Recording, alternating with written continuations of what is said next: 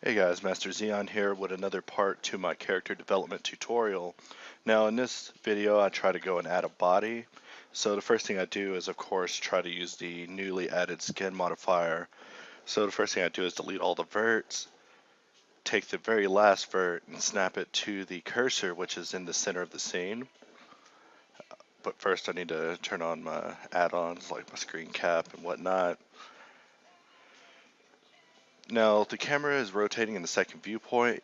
Basically I have the camera parented to an empty that is, I have the camera parented to a circle that is using a track 2 constraint to an empty that is between his eyes. So the camera's looking at him the whole time while rotating on the circle. And then for the circle, I just made it 160 frames, rotating 360 degrees, repeating.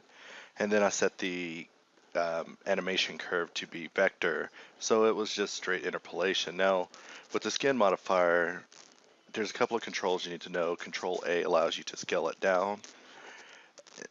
Just so you know, I didn't get successful results with it. It was more of just like a placeholder test, but I do want to come in and try making more things using it in the future because it is definitely a quick way to get the form put together as well as have all quad topology. So those are some of the pluses to it. Plus I've seen videos where they've used it in conjunction with remesh and the new um, dynamic topology and was able to get some really spectacular results with the sculpting. However, my luck with sculpting isn't so good. If there's one thing in Blender I'm weak at is the sculpting portion. Like I always say, there's another application I use for that.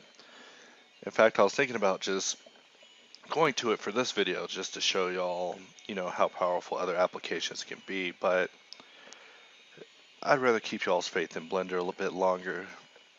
So with the skin modifier, you just grab a vert, press Control A, and you can scale it up and down, but there's no scaling along X's or Y's or any sort of constraint scaling. And let me go ahead and speed this up. So I tried building out the body. It, of course, did not come out so successful because of the geometry. I just found it was easier to just use my classic planar modeling style. Camera's going a little crazy. I think it's because the circle moved, but I'll fix that.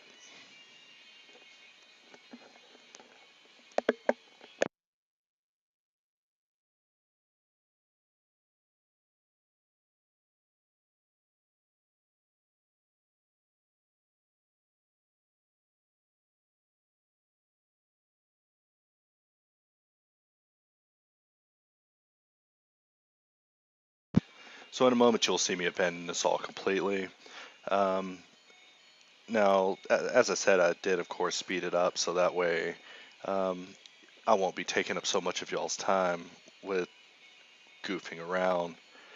Um, Now, as you can see, you can definitely get it done. I just haven't got enough time to play with it just yet to get the hands and all that to come together. This was like the first time that this probably wasn't going to work for me.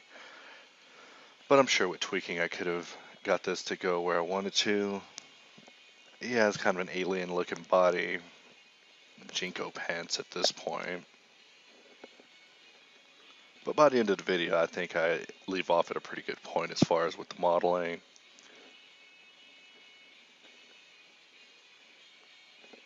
So a little more messing around with the skin modifier. As I said, I end up removing it, but I feel that it's still worth seeing the skin modifier used in action in case you've never seen it used, because it is one of the new add-ons. One of the new modifiers that's been added not so much recently. Right here, I'm actually setting up the head scale. Now, in most of the drawing books I read, they always say that the body is 8 heads tall. I figured since this was a adolescent style boy that he would be only 6 heads tall.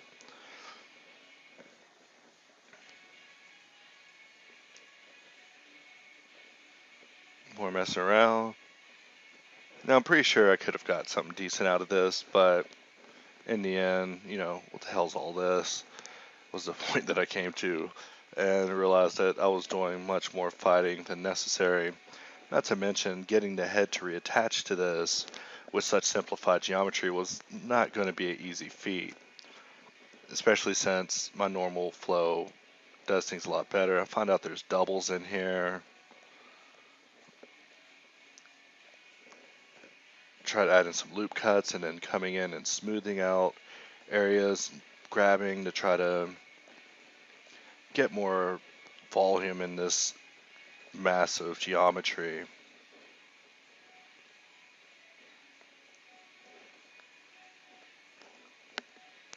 But still we see that it's not getting anywhere. You know, what's all this nonsense up under the arm? Who knows? I'm gonna try to just merge that all so that it's no longer an issue, except that, you know, somehow along the way there's just strangeness in there. The hand was just horrible, so it had to be removed. And from this point, the body serves as nothing more than pretty much just a placeholder.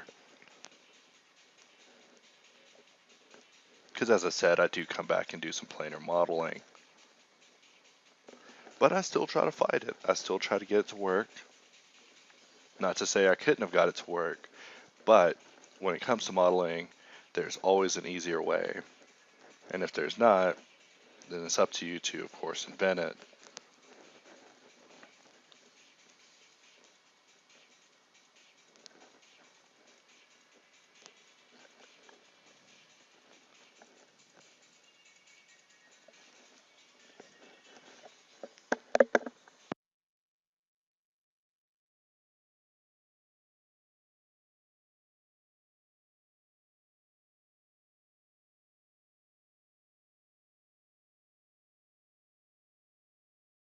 Try to add some sub D to it. Kind of still looks like a ginger man. So now I'm just going to go ahead and focus on the hand. With the hands, I always use the same style that Jonathan Williamson, I mean, yeah, a combination of what Jonathan Williamson and Lee Salmonella used in his ninja modeling series for modeling the hand. I found it to be one of the most intuitive ways I've seen someone create a hand.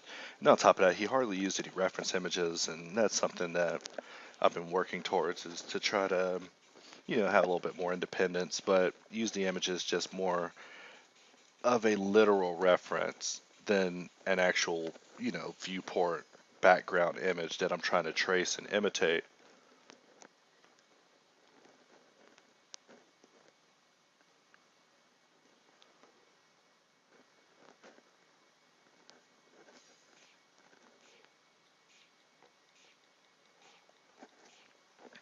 Now in this video I also feel that my modeling was a little rusty, and that's mainly because I've been playing a lot of Xbox lately.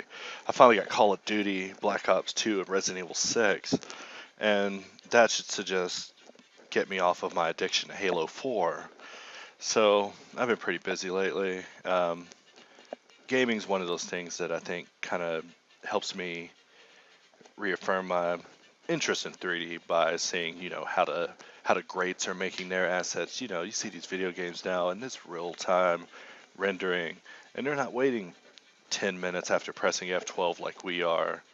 So someday I hope to definitely start trying to work on some way of using just techniques that are used for, you know, rendering game footage and making 3D. I mean, you know, Maya has that DirectX 3.0, as well as the dynamic tessellation with the open subdivision that Pixar just made open source. So, you know, the 3D scene is definitely going to be hot next year. I'm afraid to actually leave Blender because there's so many updates that happen every week, in case that you still aren't reading the developer's notes on the Blender Nation every Tuesday. So I duplicate the finger, add another loop cut. That looks like it's the ring finger, and we'll make this one the index.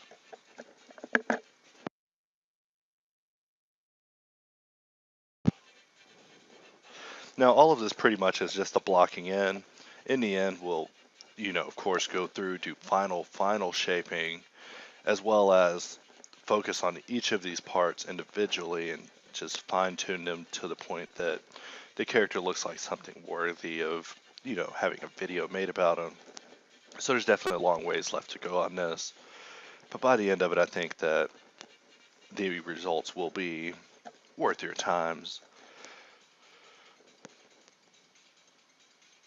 So I think in the hand I did make quite a few geometric mistakes as far as like my judgment and topology during this video. As I said, I've gotten a little rusty. I've been on vacation just from 3D to try to, clear my head. And in the process, I think I forgot some things that were fresh in my brain. But don't worry, I'll be back on my ball. So right here, I'm trying to angle everything to create a palm of the hand. However, something's not right here. I think that at this point I was thinking there's too much geometry. I wanted to simplify it before getting to the wrist so that he doesn't have a 24 vert wrist.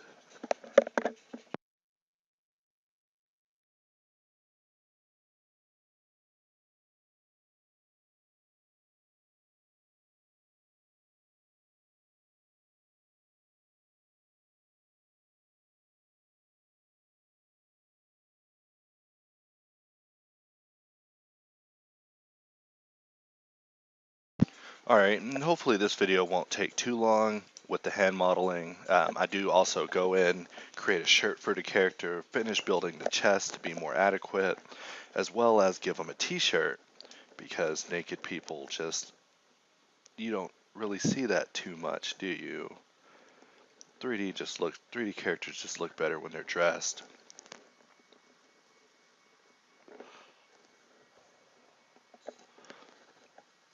So I'm trying to set aside the geometry that is to be the knuckles. Ends up being my downfall at the end. In retrospect, looking at it, I found that I probably emphasized on this too much and didn't follow through with it later down the hand. So, keep that in mind as you're watching this. Right here, I see that there's been a mistake in the geometry. I need it to actually go down the middle, similar to the rest of them, like so. Voila. Same with that one.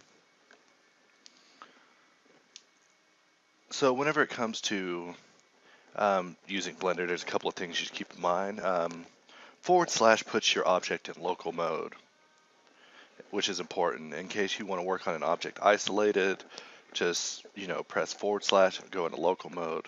The other thing is to maximize the screen space with Control and up arrow. I believe you can also do it with Control space, but I just use Control up arrow over my viewport to make it the full viewport.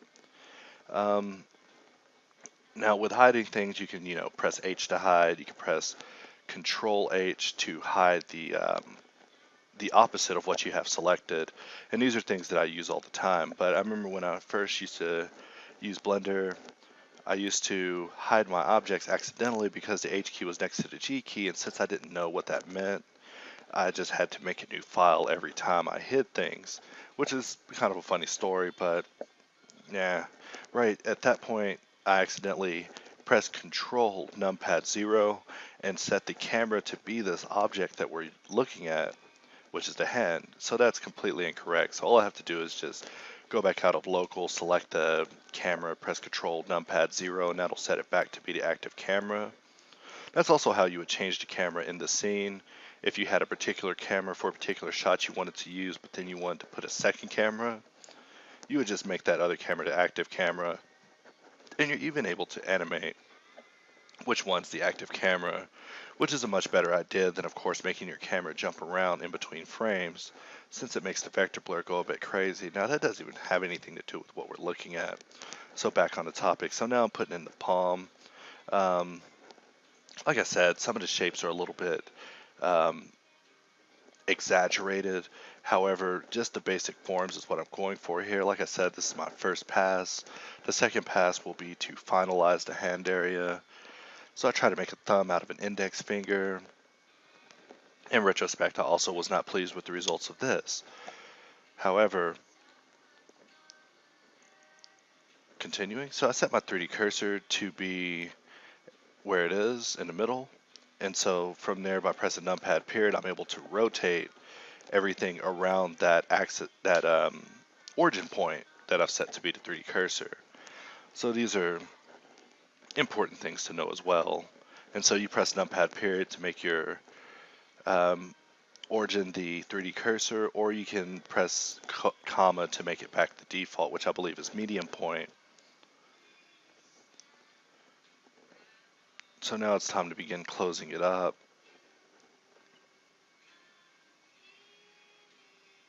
However, at this point, I'm still beginning to think that there may be something wrong with the construction of the thumb. In fact, I'm looking at my own thumb now, and I see that, yeah, I definitely made some mistakes here. Maybe I didn't look at my thumb hard enough. And yeah, we'll go back and correct that. One of the things that 3D has taught me definitely is to examine things a little closer. I used to look at things, I think, a lot differently before I started 3D, and now when I look at objects, I'm looking at its material properties, its color tones, its specularity, the surface texture, you know, the same stuff that we're setting up in 3D. But it's definitely useful to have an eye on that. Now, after this particular video, I think I'm gonna actually um, make another tutorial, and this one's gonna probably be about making a tree or something, since I did see some people talking about it online.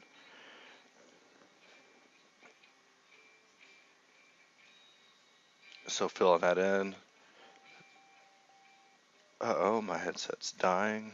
Let me go ahead and put that on the charger.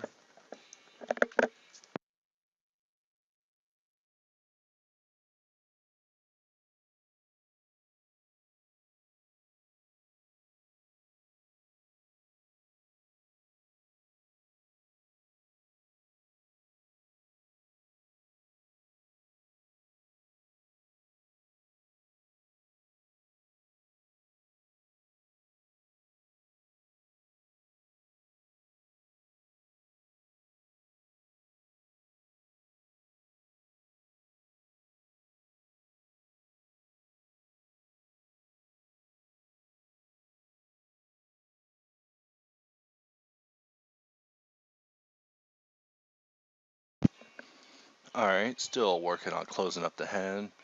So, as you can see, I did quite a few tricks here that partially mangled my geometry to try to simplify things on the way down. But using a clever combination of C loops, um, I believe C loops and E loops, I was able to get the topology to at least route somewhat like I had hoped. However, like I said, I'm not entirely pleased with the hand, but yeah, judge it for yourself.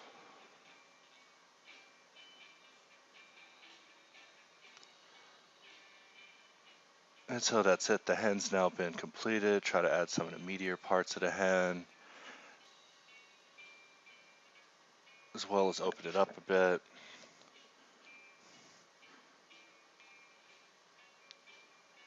Now the wrist for the most part is pretty box shaped. However, I think that I made it way too thin in the video. 50 minutes into it,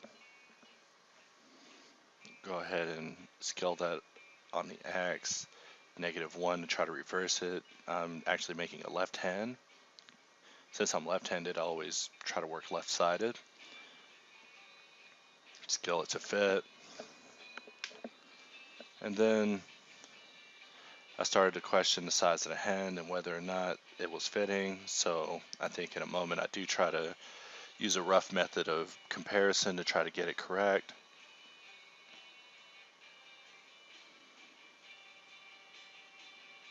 So I added a box. And from here, this is where I pretty much decided that skin modifier was useless and that I could model a much better body just myself without having to go through all of that working. If I could just start with a box, I know I can control it to the point that I need it to be.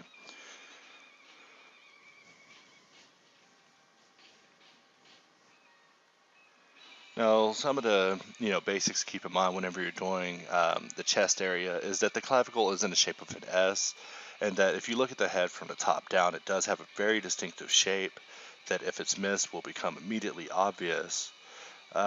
It's way too early in this to be talking about any sort of anatomy, but do keep in mind that I am keeping those rules in mind as far as the shaping goes. Um, trying to put in the pectorals. I don't want to make him too muscular. It is a boy. And so finally, I bring in a reference image I've been looking at. This one, he's not bulky or skinny. actually is a normal looking little boy. In fact, I was looking at the missing tooth and was thinking that maybe I should imitate that. And then I also found the hairstyle to be rather interesting. So that's kind of the style that I'm going for. And that picture I just found off of Google Images. With the wrist, you always want to put a twist in it on the arm because there is that twist of muscle that goes around the circumference um, of the lower part of the arm. I forgot the name of the muscle, so I'm not even going to try.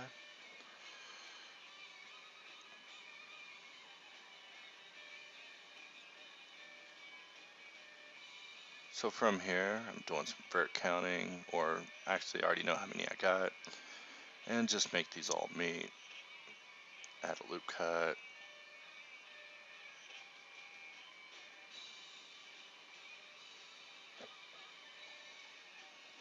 Add another cut.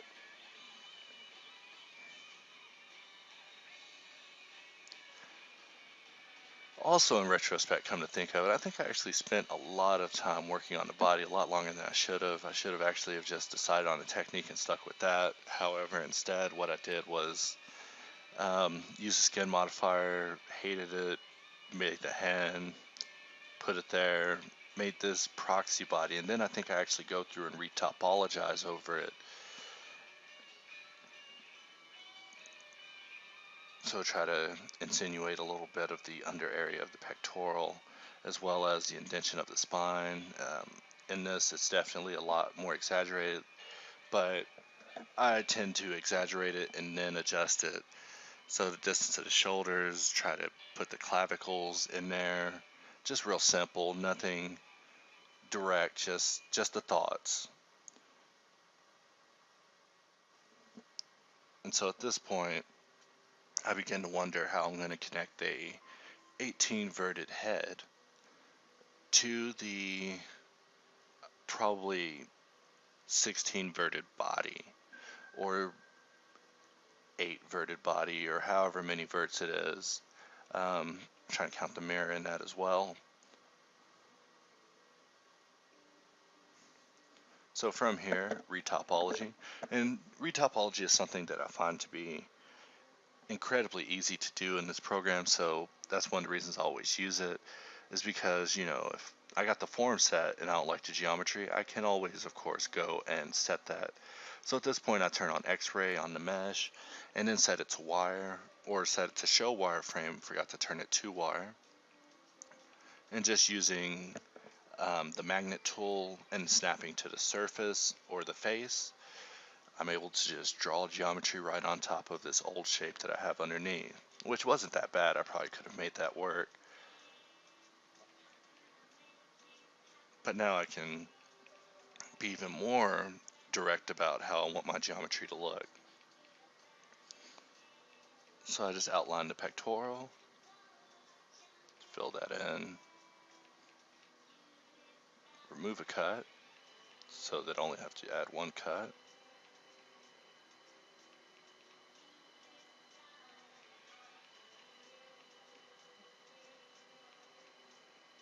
Gotta change the song to something cooler. And still going through the modeling. Now I believe this video actually was 2 hours long, and I've compressed it down in time by speeding it up.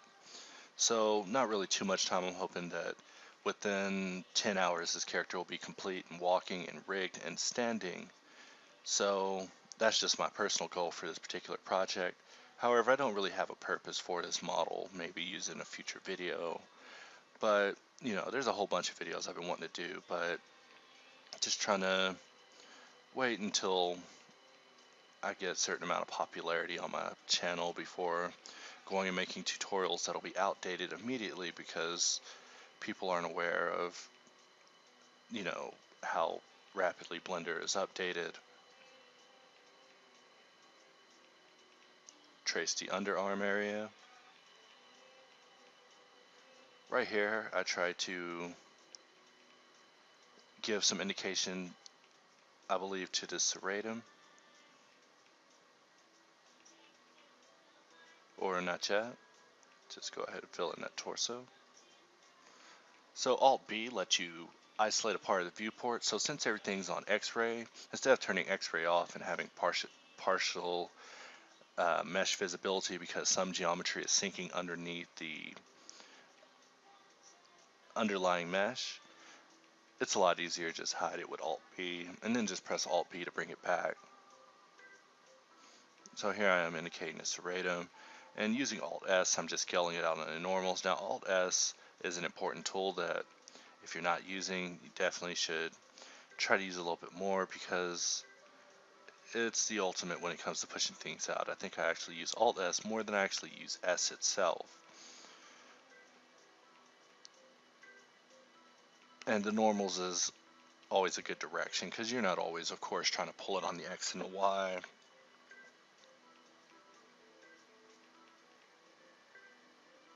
So now I see that I need to add another cut in here. Let's see, where is it? Or not. Alright, so now I'm building the top part of the shoulder to then try to get it to map down and meet the arm, which the arm I don't actually retopo, I just actually stick with the same one since it is just a cylinder.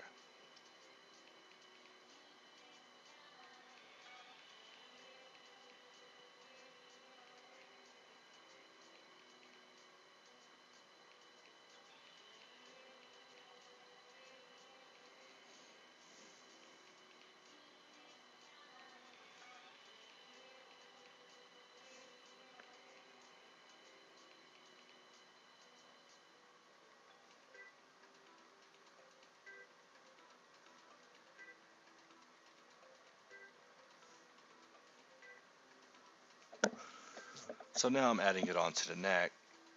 At this part, it actually kind of makes my UV layouts and painting and all that pretty much obsolete.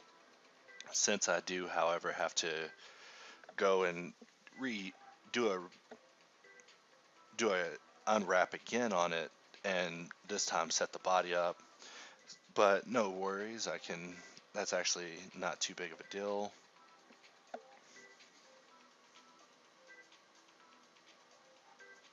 I see a really big triangle that I may have missed before.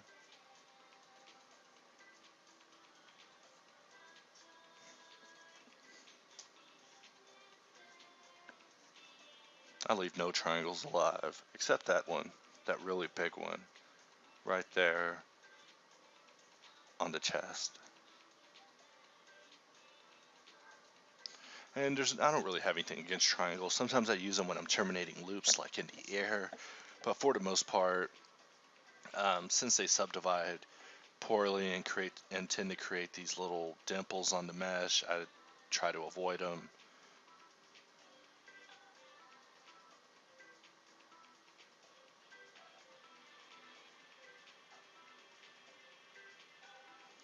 So it's a pretty decent body for a first shape, um, for a first pass of modeling. However, I do hide it in the end by just putting a shirt on them. So just drop a circle, scale the circle up, set my 3D cursor there, rotate it around the 3D cursor, scale it up more. Take the origin point of the body, set it to be the origin point of this shirt, and then from there, I tried to delete it, accidentally got verts on the top.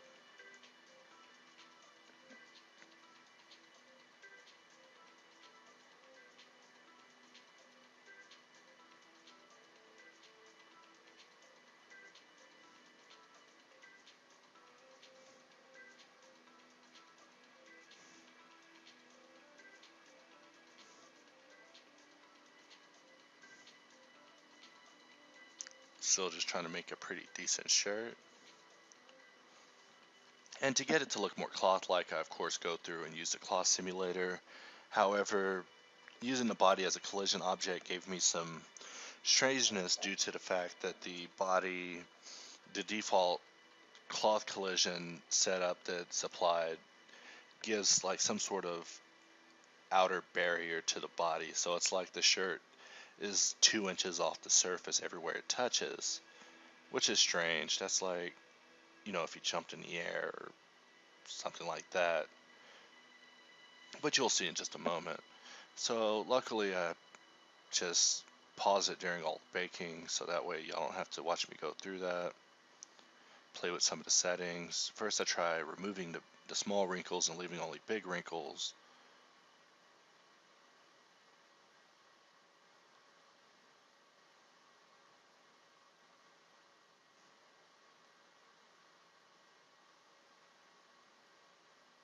Which doesn't work out very well. Set the pin to pin the collar. That's a pretty decent shirt.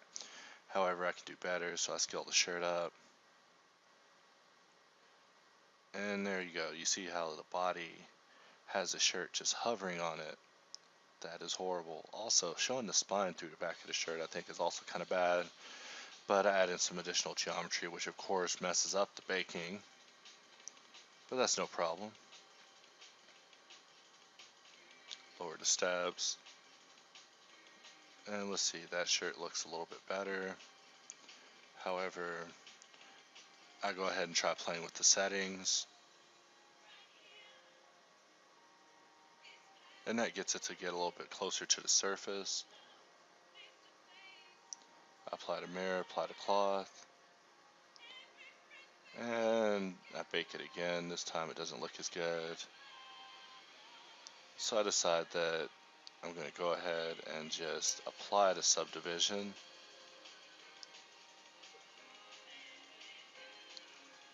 And now we have a much more finished looking shirt. So first thing I'm going to do is try to adjust some of the areas of fabric that are just sticking way too far off the surface for it to be credible. Like that and that. And that helps it already. However, I do have some verts that are penetrating the surface over here. But I think instead of solving them, I just create the collar. And so for all these, what I'm doing is just selecting a row of verts, extruding Alt-S, scaling them out, and then pressing I to add an inset extrude inside of that to make it, inside of that selection, just to make it have a stricter selection. The next part is I'm going to go ahead and remove the collision so the mesh doesn't look so out there. So if your hand's bigger than your face, just kidding, but I put my hand up to my face and then just compared it with the one that I was modeling to just see if, the hand is ridiculous in scale to the body or something like that, which this one's a fairly realistic looking model, so, we're not going for any real cartoony features here, but as you can see, we're not either going for anything anatomical. So first thing I need to do before attaching is try to fix the hand, because the hand just looks way two-dimensional. And that's not just because of the orthographic view.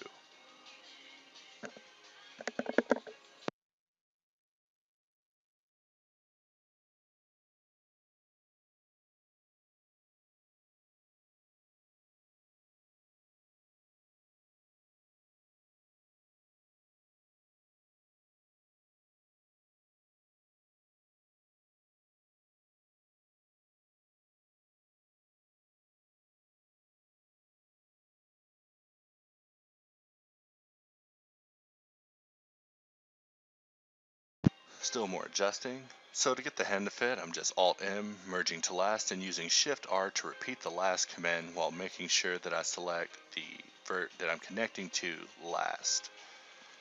So that's a good way to just merge things in a hurry.